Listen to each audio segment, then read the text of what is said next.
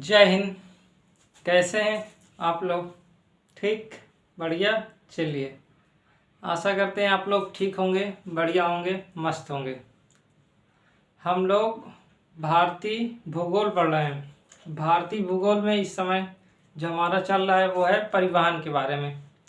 तो परिवहन के बारे में इससे जो पहले वाला वीडियो था वो मुख्य रूप से जल परिवहन के बारे में था, या जो भी कहें जल जल परिवहन के बारे में था ही। उसमें अंतर्देशीय जलमार्ग के बारे में था।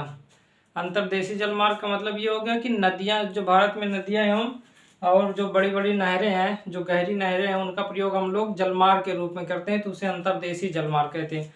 एक अंतर्राष्ट्रीय जलमार्ग होता है जो मुख्य रूप से किसी एक देश से दूसरे देश में जो समुद्रों का प्रयोग करके व्यापार करते हैं, उसे अंतर्राष्ट्रीय जलमार्ग कहते हैं। तो इससे पहले वाले में हम लोग क्या देखें, अंतर्देशीय जलमार्ग के बारे में बात की है कि अंतर्देशीय जलमार्ग में हम लोग नदियाँ एवं नहरों का प्रयोग करते हैं। और इससे क्या होता है, जैसे अब बंदरगाह, जो बंदरगाह है, यहाँ से आसानी से अंदर जो भी सामान उतरता है या आयात निर्यात होता है, उसको हम जैसे सामान आया उसको आंतरिक क्षेत्र में पहुंचाने का काम कर सकते हैं हम लोग। किससे द्वारा? नदियों के द्वारा, जो जलमार्ग होगा। ठीक, तो जलमार्ग के बारे में बात किया ही गया था कि 111 राष्ट्रीय जलमार्ग हैं। उसमें सबसे पहला था प्रयागराज से लेकर हल्दिया तक, इसे कल बताया ही गया था। प्रयागराज से हल्दिया तक था मतलब 16 से 20 किलोमीटर तक, जिसमें हल्दिया से फरक्का था यहाँ से 560, फिर फरक्का से पटना था 460, और ये था 600, प्रयागराज से पटना 600 किलोमीटर। तो इसके बारे में बात हुई। दूसरा था यहाँ सदिया से लेकर धुबरी तक, इसके बारे में बात की है। तीसरा जो था ये हमारा केरल में था, कोल्लम से कोट्टापुरम तक था, ये था। जो चौथा जलमार्ग था वो था यहाँ से काकीनाडा से लेकर मरक्का नाम तक, तमिलनाडु। फिर पांचवा देखे थे यहाँ पास जो ब्राह्मणी नदी है, महानदी है और मतई नदी है, उसमें बनाया गया था। और जो छठा देखे थे वो यहाँ पर मणिपुर से निकलती है बराक नदी या मेघना नदी उसे ही कहते हैं। तो वो असम में जब जाती है तो उसमें जलमार्ग जो बनाया गया उसे छठा जलमार्ग कहा गया। NW मतलब नेशनल वाटरवे 6। वो कौन सा था भाई? ये 7 था, कलकत्ता में था। ये पूरा मतलब पश्चिम बंगाल में था। 7वां 8वां यहाँ था, 9वां 10वां, ये 10वां यहाँ पास था। तो हम लोग महाराष्ट्र में, तो इसके बारे में हम लोग बात किए थे। तो आप लोग देखेंगे इससे पहले वाला वीडियो तो उसमें समझ में आ जाएगा कि जो जलमार्ग है उसके बारे में बात हुई। उससे पहले सड़क परिवहन के बारे में बात हुई, और फिर उसके पहले, उससे भी पहले, सड़क परिवहन से पहले और रेलवे की बात हुई। रेलवे कब शुरुआत हुआ, विद्युतीकरण कब हुआ, जो 17 रेल जोन है उसके बारे में ये सब बात हुई है। तो परिवहन में हम ये सब देख चुके हैं। आज हम जो चलेंगे बंदरगाह के बारे में आज देख लेते हैं। जैसे ही बंदरगाह से देख लेंगे फिर समाप्त हो जाएगा, परिवहन समाप्त होगा, फिर इसके बाद नेक्स्ट टॉपिक उठाएंगे। ठीक, तो आइए हम लोग बंदरगाह, हम लोग कल बंदरगाह के बारे में बात किए थे। अगर आप लास्ट में लिख लिए होंगे, जब कल बता रहे थे, लिखवाया नहीं गया था, केवल बताया गया था। अगर जो 13 बंदरगाह बड़े बड़े बताए गए थे, अगर आप देख उसे लिख लेंगे तो ठीक है, अगर नहीं लिखे होंगे तो आज लिख लीजिएगा। ठीक, चलिए। तो अंतर्देशीय जलमार्ग तो समझ में आ गया ही था कल, इसको कोई दिक्कत है नहीं।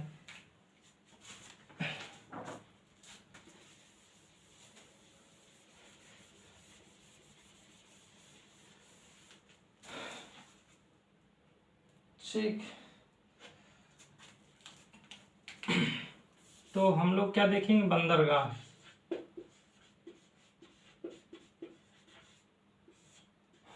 बंदरगाह क्या करता है? बंदर जैसे सामान को आयात एवं निर्यात करने के लिए एक देश से दूसरे देश में क्या करते हैं हम लोग, बंदरगाह का प्रयोग करते हैं। या आंतरिक क्षेत्र में भी, जैसे इस वाले क्षेत्र से मान लेते हैं ये चेन्नई से ले जाना, चेन्नई से हल्दिया तक ले जाना है, कोलकाता तक, इस क्षेत्र या तो सड़क परिवहन द्वारा ले जाए। सड़क परिवहन से सस्ता परिवहन ये होता है, या तो रेलवे के द्वारा ले जाए, या तो क्या करें, यहाँ से जहाज के द्वारा ला दे सामान और सीधा यहाँ पहुंच जाए। कहाँ तक? हल्दिया। तो यहाँ से भी प्रयोग किया जाता है। तो आयात निर्यात के लिए मुख्य रूप से प्रयोग होता है। सामान को एक स्थान से दूसरे स्थान तक भी पहुंचा सकते हैं, अंतर क्षेत्रीय में भी। ठीक, भारत में ही मान लेते हैं यहाँ पास है यहाँ कालीकट है, कालीकट से मुंबई पहुंचाना होगा तो यहाँ से पहुंचा दिए, मुंबई से यहाँ पहुंचाना हो तो यहाँ पहुंचा दिए, तो ये भी प्रयोग कर सकते हैं। ठीक, तो बंदरगाह मुख्य रूप से क्या करता है, आयात निर्यात के लिए प्रयोग किया जाता है। तो बंदरगाह क्या होता है, एक क्षेत्रीय है मुख्य रूप से, जिसका प्रयोग आयात निर्यात के लिए किया जाता है। वहाँ पास आकर जहाज खड़े होते हैं। ठीक, तो हम लोग थोड़ा देख लेते हैं। बंदरगाह का प्रयोग तो बहुत पहले से ही हो रहा है। बंदरगाह उसे ही कहते हैं जहाँ से वस्तुएं आकर डंप होती हैं, फिर उसके एक स्थान फिर मतलब उसी को प्रत्येक स्थान पर भेजा जाता है, या आंतरिक क्षेत्र से लाकर बंदरगाह तक लाया गया, फिर उसके द्वारा दूसरे क्षेत्र तक पहुंचा, मतलब दूसरे देश को पहुंचाया गया। तो देखते हैं भारत में, देखिए बंदरगाह कहाँ होंगे, जो जल क्षेत्र होगा वहीं पास बंदरगाह होगा। अब ये ऐसा नहीं है कि आप यहाँ ऊपर कर देंगे जहाँ स्थल क्षेत्र, वहाँ तो बंदरगाह नहीं है ना। तो बंदरगाह क्या मुख्य रूप से जल क्षेत्रों में है। तो जल क्षेत्र कहाँ है, आप जानते हैं ये वाला पूरा क्षेत्र जल से भरा हुआ है भारत का, ये वाला क्षेत्र भी जल से भरा हुआ है, नीचे वाला भी क्षेत्र, इधर क्या है अरब सागर, इधर क्या है बंगाल की खाड़ी, और नीचे क्या है भारत के, वो है हिंद महासागर। ठीक, तो ये सब जानते ही होंगे, शुरू से करते आ रहे हैं तो ये सब मालूम ही है। तो क्या है, भारत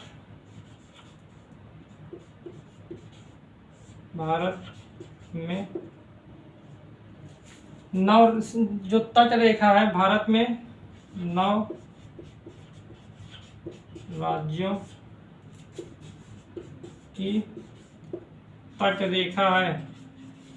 9 राज्यों की तट रेखा, ये सबसे पहले वीडियो में जब हम लोग भारत की स्थिति एवं विस्तार पढ़ा रहे थे तो उसमें क्या हुआ कि ये बताया गया था कि जो 9 राज्य हैं उसमें तट रेखा होती है 7516.76 इतना बताया गया था ना लगभग में। तो भारत में 9 राज्यों की तट रेखा है, जिसकी अगर हम लंबाई कहें टोटल तो वो है 7516.76 किलो वर्ग किलोमीटर। ठीक है, इतना बताइए है, इतना बताया गया था, आपको याद है या नहीं याद है, याद होगा। ठीक, तो अब क्या करेंगे, जो 9 राज्य हैं, ये 9 राज्य देख लेते कौन कौन से। एक तो गुजरात वाला क्षेत्र, एक महाराष्ट्र वाला क्षेत्र, एक गोवा वाला क्षेत्र, यहाँ पास कर्नाटक है, नीचे केरल है, ये तमिलनाडु है, इधर आंध्र प्रदेश है, इधर उड़ीसा है, और ये है पश्चिम बंगाल। तो ये 9 राज्य हो गए, 5 इधर 5 इधर वाला क्षेत्र हो गया, 4 इधर हो गए। तो ये 9 राज्यों में क्या होंगे, मुख्य रूप से बंदरगाह बनाए गए होंगे। मतलब ऐसा नहीं कि ये 9 राज्य के साथ साथ कुछ हैं, जैसे केंद्र शासित प्रदेश हैं, यूटी है, ठीक है, यूनियन टेरिटरी। तो यूनियन जो टेरिटरी है या केंद्र शासित प्रदेश है, जैसे यहाँ पास आप जानते हैं यहाँ दमन है, यहाँ दीव है, यहाँ दमन है, उसी के नीचे दादरा एवं नगर हवेली, ये क्या एक केंद्र शासित प्रदेश है, तो ये किनारे हैं। इधर पुडुचेरी है, ये भी केंद्र शासित प्रदेश ही है। इधर आप जानते हैं कि ये वाला पूरा क्षेत्र किधर वाला है, अंडमान निकोबार। इधर क्या है, लक्षद्वीप, ये केंद्र शासित प्रदेश है, तो उनमें भी यहाँ बंदरगाह हैं। लेकिन हम लोग 9 राज्य में मुख्य रूप से बड़े जो बंदरगाह हैं उसको देख लेते हैं, फिर छोटे बंदरगाह देख लेते हैं। इतना लिख लीजिए, रफ करें ना इसको। ठीक, तो भारत में जो ये 9 राज्य हैं, मुख्य रूप से जो दूसरा बिंदु क्या लिखेंगे, दूसरा बिंदु लिखिए, जैसे भारत में 13 बड़े तथा 200 छोटे बंदरगाह हैं, 200 छोटे बंदरगाह है, तो इसको लिख लीजिए। तो हम लोग बड़े बंदरगाह देख लेते हैं, जो छोटे में जो मुख्य रूप से, जैसे यहाँ गोपालपुर है, उड़ीसा में जो गोपालपुर है वो बहुत महत्वपूर्ण है। यहाँ आंध्र प्रदेश में छोटे बंदरगाह में कृष्णापट्टनम है और मछलीपट्टनम, वो महत्वपूर्ण है। तो जो महत्वपूर्ण हो गए छोटे में भी उसको देख लेते हैं। ठीक है, तो ये 13 बड़े बंदरगाह पहले देख लें, फिर इसके बाद 200 नहीं देखेंगे, उसका जो महत्वपूर्ण है, जैसे यहाँ पास पोरबंदर है छोटा बंदरगाह, तो उसको देख लेते हैं। तो थोड़ा थोड़ा देख लेते हैं। तो आइए, तो 13 बड़े बंदरगाह के बारे में देख लें। ठीक,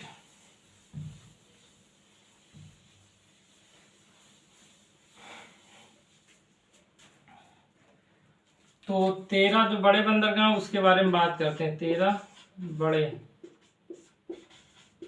बंदरगाह,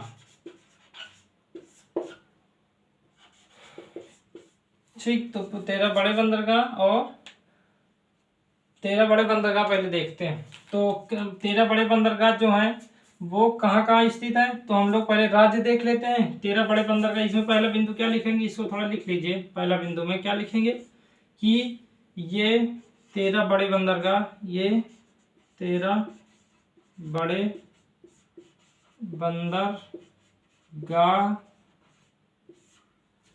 गुजरात क्षेत्र लिखे, नीचे है महाराष्ट्र,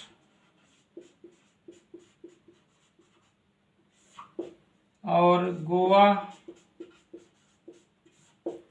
नीचे कर्नाटक,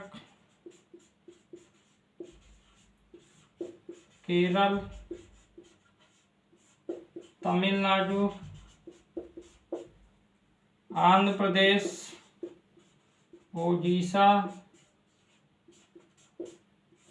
और पश्चिम बंगाल, और एक बंदरगाह है पोर्ट ब्लेयर जो अंडमान निकोबार, इसको लिख लीजिए। तो ये 13 बड़े बंदरगाह कहाँ स्थित है? गुजरात में, महाराष्ट्र, गोवा, कर्नाटक, केरल, तमिलनाडु, आंध्र प्रदेश, ओडिशा, पश्चिम बंगाल और अंडमान निकोबार। तो अब हम लोग बंदरगाह देखेंगे, लेकिन जो क्षेत्र बताया गया, सब राज्य जानते हैं ना। गुजरात वाला क्षेत्र, ये वाला पूरा क्षेत्र गुजरात का है, उसके नीचे ये वाला पूरा क्षेत्र क्या है? महाराष्ट्र है, उसके नीचे छोटा सा यहाँ पास है वो है गोवा, फिर उसके नीचे ये वाला पूरा क्षेत्र है कर्नाटक का, उसके नीचे ये वाला क्षेत्र है केरल का, उसी के साइड में ये वाला क्षेत्र है हमारा तमिलनाडु, उससे ऊपर जाएंगे तो ये वाले अंदर से होते हुए ये किनारे किनारे तक जाएगा क्या? आंध्र प्रदेश, ओडिशा है ये वाला क्षेत्र, उससे ऊपर आंध्र प्रदेश के हल्का, और पश्चिम बंगाल ये वाला पूरा क्षेत्र है। पश्चिम बंगाल यहाँ से शुरू होता है ये वाला पूरा क्षेत्र से, और यहाँ से ऊपर होते हुए ऊपर तक जाता है। ठीक है। और अंडमान निकोबार तो ये वाला क्षेत्र इधर स्थित है। सब आपको पहले ही बताया गया है, इसमें कोई परेशानी होनी नहीं चाहिए। चलिए तो हम थोड़ा सा बड़े बंदरगाह के बारे में देखते हैं।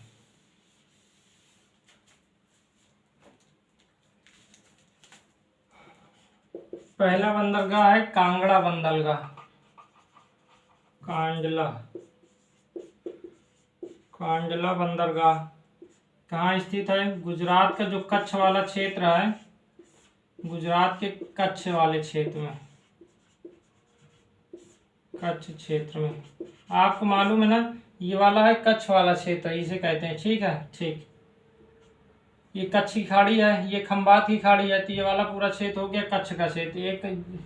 ठीक। तो गुजरात में ये मुख्य रूप से यहाँ से जो सामान आता है, जैसे पेट्रोलियम हो गया, उर्वरक हो गया, रसायन हो गया, कपड़े हो गए, नमक हो गए, वो वाले क्षेत्र में गुजरात में आपूर्ति करता है, राजस्थान पहुंचाता है, इधर पंजाब, हरियाणा ये वाले क्षेत्र से यहीं से पहुंचता है मुख्य रूप से। तो ये मुख्य रूप से किसके लिए लाभदायक है? राजस्थान, पंजाब, हरियाणा हो गया, हिमाचल प्रदेश, इन सभी के लिए नमक हो गया, कपड़ा हो गया, पेट्रोलियम हो गया, रसायन, ये सभी क्षेत्र ये मतलब यहीं से पहुंचता है इस वाले क्षेत्र में। ठीक। चलिए दूसरा क्या है? मुंबई बंदरगाह, मुंबई बंदरगाह, बंदर लिख दें? अच्छा बंदरगाह लिख लीजिए, नहीं तो और कुछ समझ में आ जाएगा। तो बंदरगाह, तो ये तो महाराष्ट्र में है, इसमें कोई परेशानी नहीं होगी। महाराष्ट्र में है, पुराना बंदरगाह है, मतलब ये तो बहुत पुराना बंदरगाह है, आप जानते हैं ईस्ट इंडिया कंपनी सबसे पहले ये भी था। तीसरा, तो यहाँ से भी सामान जो भी होता है यहाँ से अंदर भेजा जाता है, तो ये वाला पूरा क्षेत्र ऊपर वाला पूरा कवरेज करता है, नीचे भी ये करता है। मुंबई बंदरगाह तो महत्वपूर्ण बंदरगाह ही है, ये वाला है मुंबई का, तो लिखना तो नहीं पड़ेगा। ये है ये है मुंबई, इसी के नीचे है जवाहरलाल नेहरू। तो तीसरा क्या है? जवाहरलाल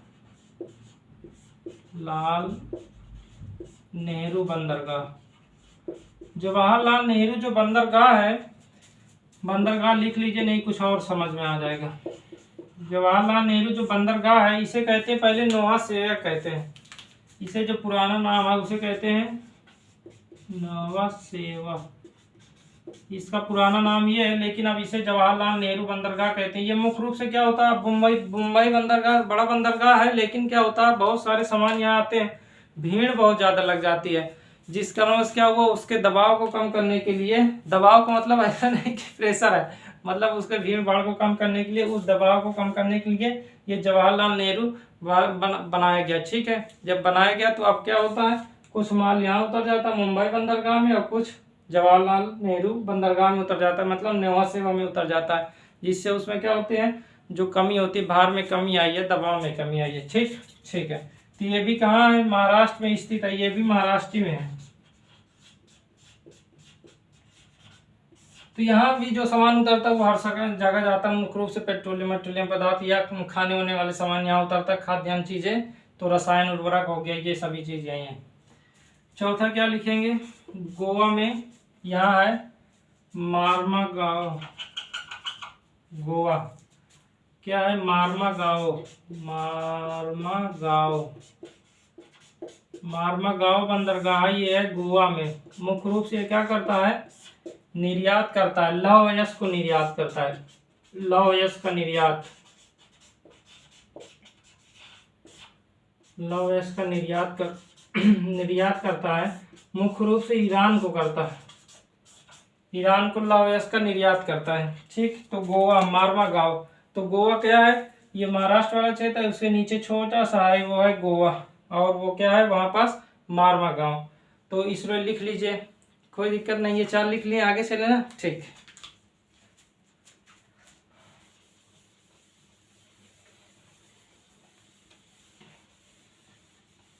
पांचवा लिखिए, ये है जवाहरलाल नेहरू, JLN लिख दें, JLN जवाहरलाल, ये है मार्मा गांव, मार्मा लिख दें, मार्मा है।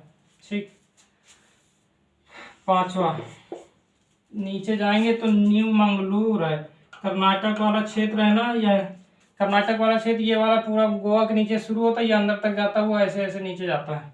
तो क्या हुआ, ये है न्यू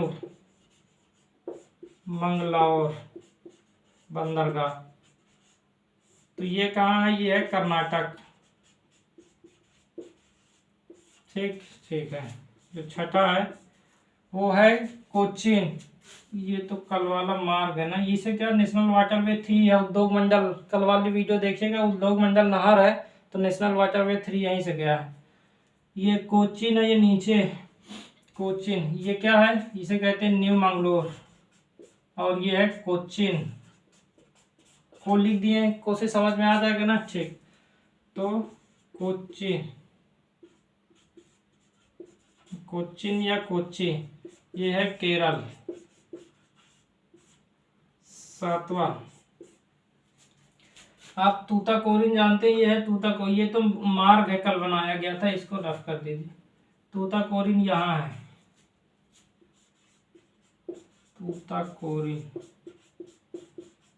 तूताकोरिन एक प्राकृतिक है, जैसे ये है ना जवाहरलाल नेहरू है प्राकृतिक, वो कृत्रिम बंदरगाह, कृत्रिम बंदरगाह का मतलब उसकी स्थितियां नहीं थी, लेकिन बंदरगाह के लिए जो परिस्थितियां चाहिए उसके लिए किया गया, जैसे उस क्षेत्र में पानी गहरा होना चाहिए ताकि जहाज को अंदर तक ज्यादा लाया जा सके, और एक सेफ्टी वाल की तरह बनाया जाता है, एक दीवार की तरह भी बनाया जाता है, तो इसके लिए JLN क्या है, एक कृत्रिम बंदरगाह। उसी प्रकार तूताकोरिन भी एक कृत्रिम बंदरगाह, ये है तमिलनाडु में। कि जैसे मान लेते हैं आप, बहुत दूर आप जानते हैं कि अचानक तो पानी गहरा नहीं हो जाता, समुद्र अचानक तो गहरा हो नहीं जाता, यहाँ से धीरे धीरे धीरे धीरे गहरा होता है।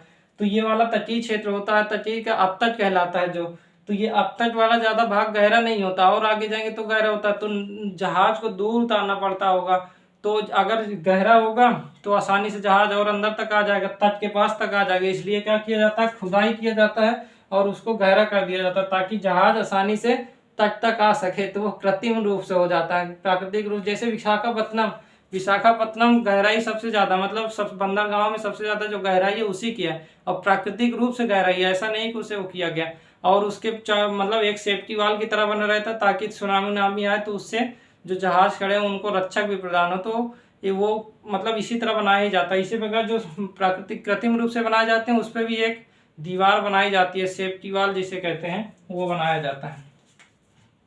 ठीक, एक है चेन्नई, ये है तूताकोरिन, तूताकोरिन, ये ऊपर और है चेन्नई, चेन्नई, इससे 20 किलोमीटर एक और है एन्नौर, उसको भी लिख ले, एन्नौर। तो तूताकोरिन ये भी तमिलनाडु में है, तमिलनाडु में, चेन्नई भी तमिलनाडु में है। 10वां 9वां एन्नौर, एन्नौर भी तमिलनाडु में है।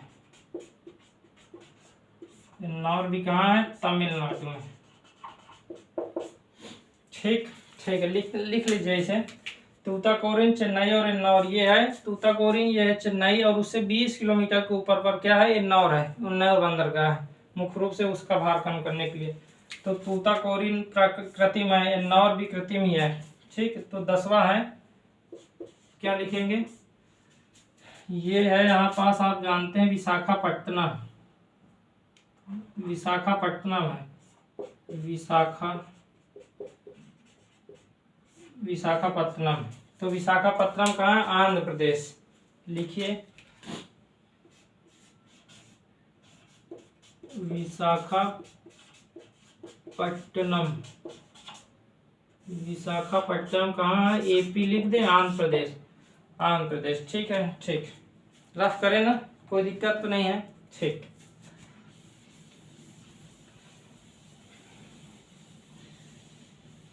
इसको याद कर लीजिए। याद देखिए, लिखवाया वही जा रहा है जो पूछा जा रहा है, तो आप लोग इसको याद करते जाइएगा।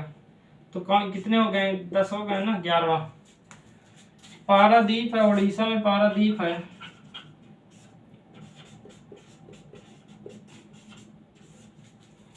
तो पारादीप यहाँ से लौह किया जाता है। जापान उपान को लौह मुख्य रूप से यहीं भेजा जाता है। लौह भेजा, आपको मालूम है ना, जापान भारत से बहुत ज्यादा लौह खरीदता है। तो मतलब हम लोग अयस्क में बात किए थे ना। ठीक, तो देखिएगा खनिज में बात हुआ था। पारादीप ये कहाँ है? ये है ओडिशा।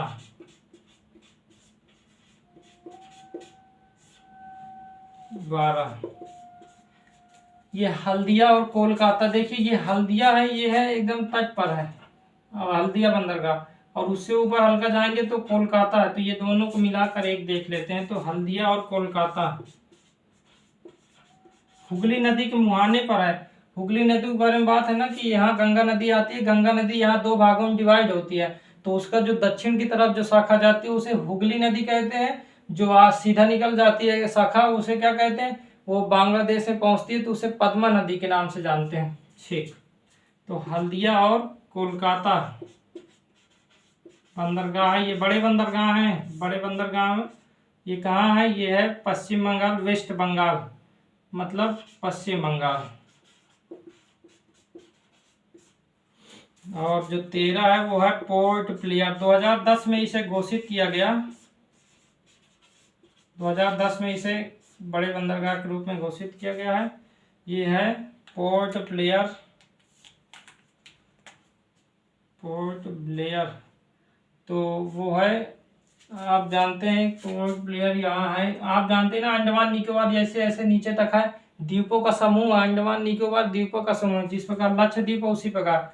तो यहाँ पोर्ट ब्लेयर पड़ता है, मतलब पोर्ट ब्लेयर नीचे है। फिर उधर जानते हैं कि उसके जैसे किनारे जाएंगे तो इंडोनेशिया उधर आगे निकल जाता है। तो पोर्ट ब्लेयर विश्व के मैप में आप लोग देखिएगा। तो पोर्ट ब्लेयर क्या है? अंडमान निकोबार में। एंड तो ये 13 बड़े बंदरगाह थे। कोई दिक्कत तो हुई नहीं होगी, सब तो जान ही गए हैं सब। ठीक ठीक है। नीचे वाला क्षेत्र तमिलनाडु में ये है विशाखापट्टनम। ये विशाखापट्टनम में सबसे गहरा बंदरगाह लिख लीजिएगा। विशाखापट्टनम सबसे गहरा बंदरगाह है और प्राकृतिक बंदरगाह है, कृत्रिम नहीं है। कृत्रिम है जैसे जेएलएन है, ये कृत्रिम बंदरगाह है। तूताकोरिन कृत्रिम बंदरगाह है। इन्नौर कृत्रिम बंदरगाह है। तो इसको लिख लीजिएगा। ठीक, कोई दिक्कत तो नहीं है। ये इतना समझ में आया। यहाँ जो भी सामान आएगा उसे अंतरिक्ष क्षेत्र में भेजा जाएगा। आंतरिक क्षेत्र से सामान इस बंदरगाह तक भेजा जाएगा ताकि दूसरे देश को भेजा गया। तो ये क्या होता है? मुख्य रूप से सामान का आयात और निर्यात में सहायक होते हैं। वो क्षेत्र होता है जहाँ पास जहाजें आकर रुकती हैं। ठीक, तो कोई दिक्कत तो नहीं हुआ, इतना समझ में आया। अब हम छोटे बंदरगाह थोड़ा बहुत देख लें, बस थोड़ा बहुत। चलिए,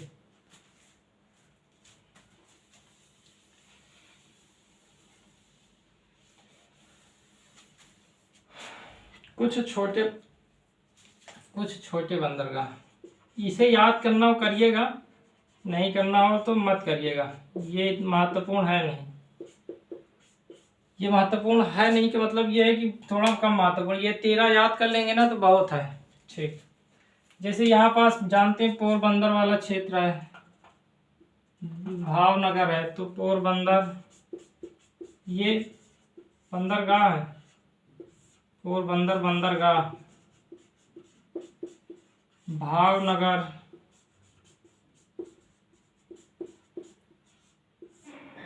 भावनगर हो गया। और यहाँ पास आप देखेंगे तो ओखा है, तो ओखा, ओखा बंदरगाह हो गया, भावनगर हो गया, पोरबंदर हो गया। ये गुजरात में ही मुख्य रूप से स्थित है, ठीक है। तो यहाँ ओखा है मुख्य रूप से, मुद्रिका भी यहीं पास स्थित है, ठीक ठीक है। आप जानते हैं कि रत्नागिरी वाला क्षेत्र हो गया, एक बंदरगाह छोटा सा है, तो वो है महाराष्ट्र में। और कारनार है, कारनार है कर्नाटक में, कारनार वो है कर्नाटक। मतलब इसे याद करना हो तो करिएगा, या नहीं करना हो ना करिएगा, क्योंकि ये महत्वपूर्ण है। नहीं देखिए पहले ही बता रहे, गोवा में है एक पंचमी, पंचमी गोवा में है। और पांचवा क्या लिखेंगे, आप जानते हैं ना कोझिकोड है यहाँ पास, कोझिकोड, कोझिकोड जिसे कहते हैं कोझिकोड, इसे लिख लीजिएगा, इसे ही कहते हैं। मतलब अब इसे कोझिकोड कहने लगे, इसे सबसे पहले नाम सुने होंगे कालीकट कहते थे, कालीकट बंदरगाह।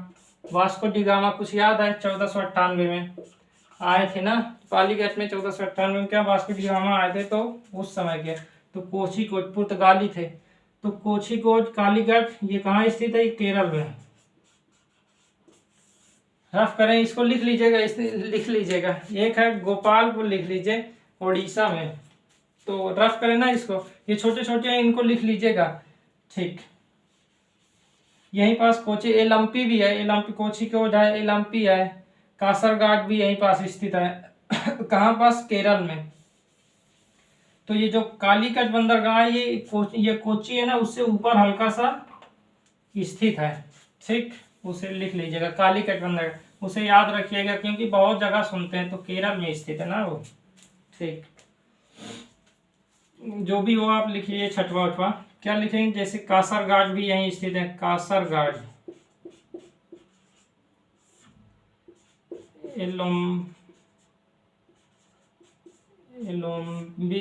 भी ये है, कहाँ स्थित है, केरल में ही है।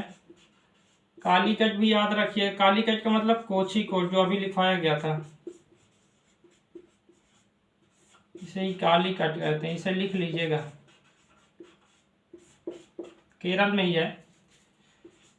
सातवां आप जानते हैं तूताकोर, ये 3 लिखे हैं ना, एक लिख लीजिए यहाँ नागपट्टनम, तमिलनाडु में छोटा बंदरगाह है नागपट्टनम,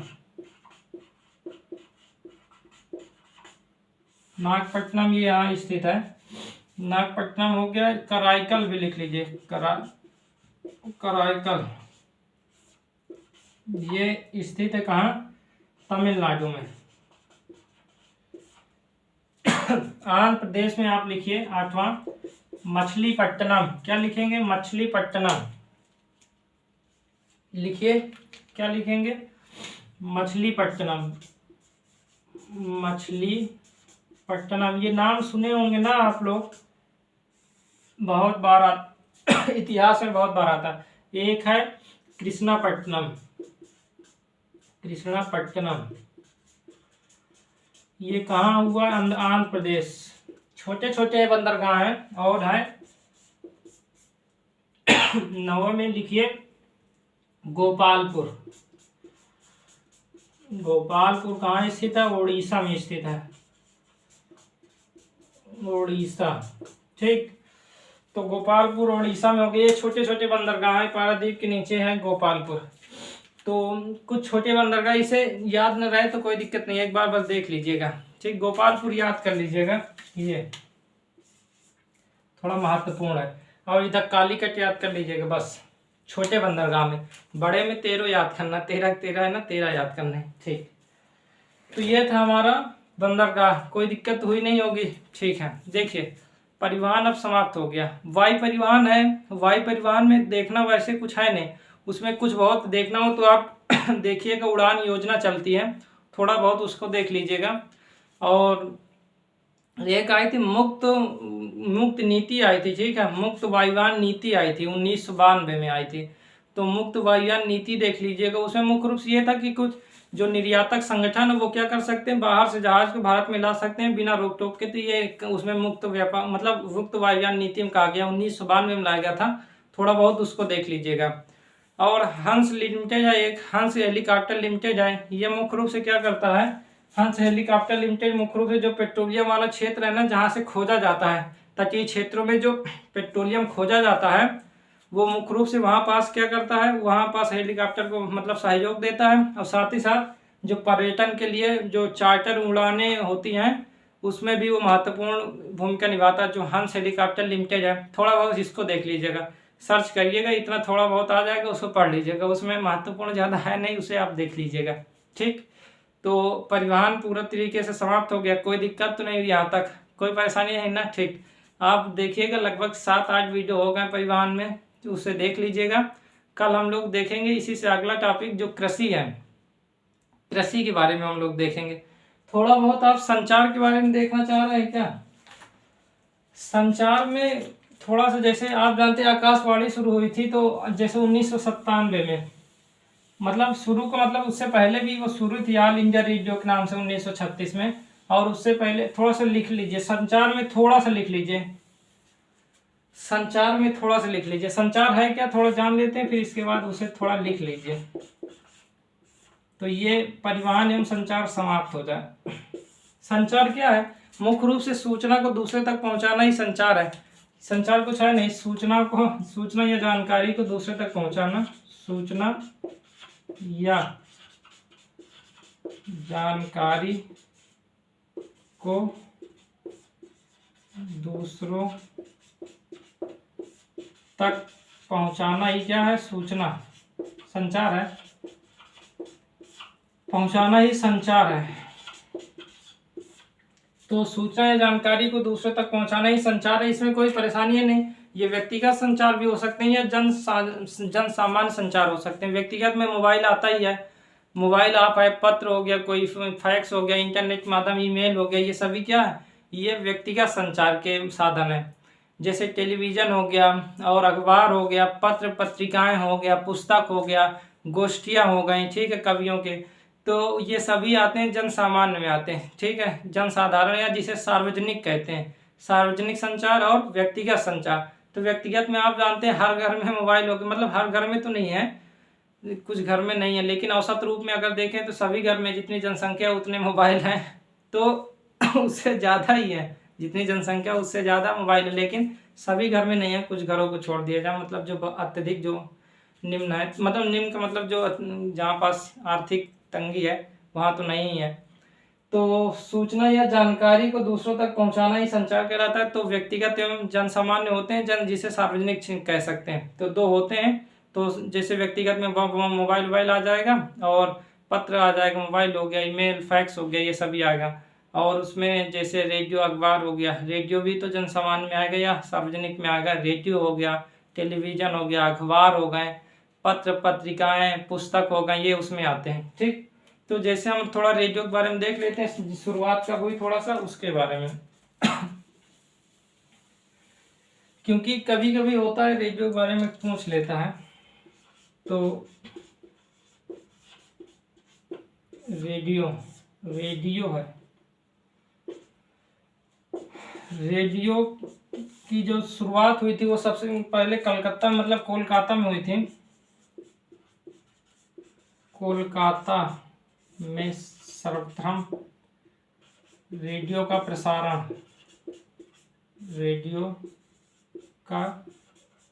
हुआ। कब हुआ था? 1923 में हुआ था। तो कोलकाता में रेडियो का प्रसारण हुआ 1923 में।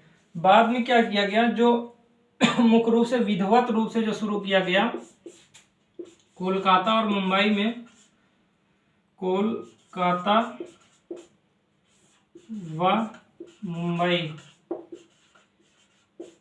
में विधिवत रूप से, विधिवत मतलब पूरी तरीके से रूप से शुरू किया गया वो 1927 में। 1927 में विधिवत रूप से शुरू किया गया, मुंबई और कोलकाता में शुरू किया गया। बाद में 1936 में उसका नाम रख दिया गया ऑल इंडिया रेडियो। रेडियो क्या कहा गया? All India radio. तीसरा क्या लिखेंगे इसमें? 1936 में इसका नाम ऑल इंडिया रेडियो रखा गया। इसका नाम क्या कहा गया? कि all India radio, all India radio, all India radio. ठीक है, ठीक। सॉरी। तो कोलकाता व मुंबई में विधिवत रूप से 1927 में, 1923 में शुरुआत हुई, प्रसारण हुआ कोलकाता व मुंबई में विधिवत रूप से 1927 में। 1936 में इसका नाम ऑल इंडिया रेडियो पड़ा। 1936 में ऑल इंडिया रेडियो पड़ा। बाद में जब देश आजाद हुआ उसके बाद इसका नाम ही क्या रखा गया? आकाशवाणी। तो लिख लीजिए उसको भी। आकाशवाणी तो अभी भी आती है ना। तो ऑल इंडिया, अब लोग सुनते कम हैं, मतलब सुनते हैं लेकिन अब क्योंकि टीवी चैनल इतने आ गए हैं, मोबाइल सबके हाथ में, तो अब न्यूज़ वहीं से देख लेते हैं। तो जो ऑल इंडिया रेडियो था, ऑल इंडिया रेडियो, इसका नाम कब रखा गया था? 1936 में। 1936 में इसका नाम कब रखा गया था? 1936 में ऑल इंडिया। बाद में जब देश आज़ाद हुआ तो आप इसका नाम क्या लिख लीजिए, इसका नाम बदलकर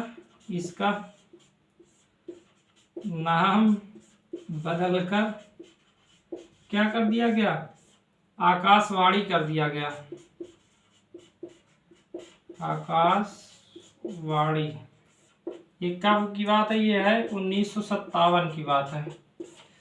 तो 1936 में ऑल इंडिया रेडियो कहा गया। बाद में इसी का नाम बदलकर आकाशवाणी 1957 में रख दिया गया। देखिए, आकाशवाणी सुनने में थोड़ा अब नहीं लग रहा होगा, लेकिन उस समय आकाशवाणी सुनने में बहुत थोड़ा अजीब लगता था। अजीब का मतलब ये था, रामधारी सिंह दिनकर का नाम सुने होंगे, कवि है, साहित्यकार हैं। तो वो सरकार के अधीन काम करते थे। तो क्या हुआ, उनसे कहा गया नाम बताइए रेडियो के लिए, तो उन्होंने कहा आकाशवाणी रख दीजिए। तो आकाशवाणी लोग सुनकर उस समय काफ़ी हंसे, क्योंकि आकाशवाणी भारतीय परंपरा में क्या है कि जो आकाश से क्या किया जाता है, आप जानते हैं कि भारतीय परंपरा में कोई भी कठिनाई होती है तो क्या होता है, आकाश से एक मतलब प्रसारण होता है एक प्रकार से। तो जो ईश्वर करते हैं, ईश्वर का मतलब भगवान, जो भी ईश्वर, वो क्या करते हैं, भारतीय परंपरा में ये मान्यता है कि आकाशवाणी हुई। तो उस रूप में आकाशवाणी चलती थी। जब किया गया, आकाशवाणी रखने का नाम आया तो बहुत लोग हंसने लगे कि आकाशवाणी रखेंगे, अब मतलब अब प्रसारण होगा, ईश्वर का प्रसारण होगा। इस प्रकार कई सारे मजाक चलते थे उस समय, लेकिन अब तो नॉर्मल हो गया। आकाशवाणी अब सुनता, अब किसी को लगता है क्या आकाशवाणी, ऐसा नॉर्मल लगने लगा। लेकिन उस समय जब सुना गया था तब तो अजीब लग रहा था कि आकाशवाणी रखा जाएगा, आकाशवाणी। इसी तरह मजाक चलता था। जैसे जनता, जनता का मतलब पब्लिक। अब जनता सामान्य रूप से लग रहा होगा, ठीक है, जनता जैसे अब समान लगता है, लेकिन जब जनता शब्द पहली बार आया था 1970 के दशक में कि जनता पार्टी बनी, फिर उस समय लोग इतना मजाक उड़ाते थे कि जनता जनता जनता एक दूसरे अर्थ में है ना, तो हंसते थे लोग। तो अब समान रूप से हो गया। अब जनता पार्टी नाम सुनते कोई कुछ नहीं कहता, मतलब उनको तनिक भी आश्चर्य भी नहीं होता। उसी प्रकार आकाशवाणी अब लोग सुनते, मतलब आकाशवाणी नाम से सुनते तो किसी को आश्चर्य नहीं होता, हाँ आकाशवाणी है, लेकिन उस समय मजाक बनाते थे। ठीक, तो ऑल इंडिया रेडियो, इसका नाम बदलकर आकाशवाणी 1957 में रख दिया गया। रामधारी सिंह दिनकर ने मुख्य रूप से नाम इसका दिया था। ठीक, तो रेडियो के बारे में देखें। टेलीविजन की जो शुरुआत हुई वो 1959 में हुई। 1959 में टेलीविजन, ठीक है, दूरसंचार जिसे कहते हैं, दूरसंचार की शुरुआत हुई थी। मुख्य रूप से दिल्ली में हुआ था। दिल्ली में एक छोटा सा केंद्र बनाकर इसकी शुरुआत किया गया था। फिर ये धीरे धीरे, तो अब तो जानते हैं टेलीविजन ही ज़्यादा लोग देखते हैं, क्योंकि चित्र है ना, उसमें केवल सुनाई देता है रेडियो में, इसमें चित्र के साथ है, तो लोगों मतलब चित्र के साथ देखना ज़्यादा पसंद करते हैं। तो ये तो ज़्यादा हो गया। अब तो मोबाइल सबके हाथ में है, सभी न्यूज़ वहीं देख लेते हैं। आज तक, ABP न्यूज़, NDTV, भरना भारत टाइम्स, इतने सारे आते हैं, तो वहीं पास न्यूज़ मिल जाती है। और भी कई सारी चीज़ तो मोबाइल से देखते हैं, सभी चीज़ देख लेते हैं। मनोरंजन का साधन है, शिक्षा का साधन है। तो पहले शिक्षा के लिए ही हुआ करता था, बाद में इसमें मनोरंजन शामिल कर दिया गया, कृषि शामिल कर दिया गया, कृषि के बारे में जानकारी देना शुरू किया। धीरे धीरे अब तो सब चीज़ उपलब्ध होता है, यहाँ भी और यहाँ भी। रेडियो में भी अब तो बहुत सारे चैनल आने लगे हैं अब तो, उसमें अलग अलग है, तो उसमें आकाशवाणी भी है। ठीक, तो यह आकाशवाणी आप जानते होंगे, भारी भरकम आवाज में यह आकाशवाणी है, फिर आगे बात शुरू होती है। ठीक, ठीक है, कोई दिक्कत तो नहीं है। ठीक, विविध भारती भी 1956 में शुरू हुआ था। विविध भारती विविध भारती भी एक नाम सुने होंगे ना, तो विविध भारती भी इसी समय शुरू हुआ था। विविध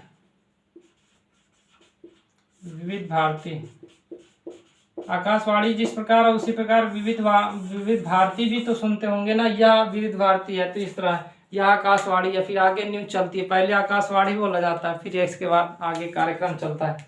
चलिए, तो समझ में आया ना, इतना समझ में आया बहुत है। अब कल हम लोग चलेंगे इससे आगे कृषि के बारे में, थोड़ा बहुत अनाज के बारे में देख के फिर समाप्त करते हैं। अब हम लोग एकदम लास्ट की तरफ आए, मतलब इंडियन जियोग्राफी में लास्ट की तरफ है, भारतीय भूगोल में अंतिम हिस्से पर है। ठीक, तो कैसा लगा बताएंगे आप लोग, हम कल मिलें। ओके, ठीक है।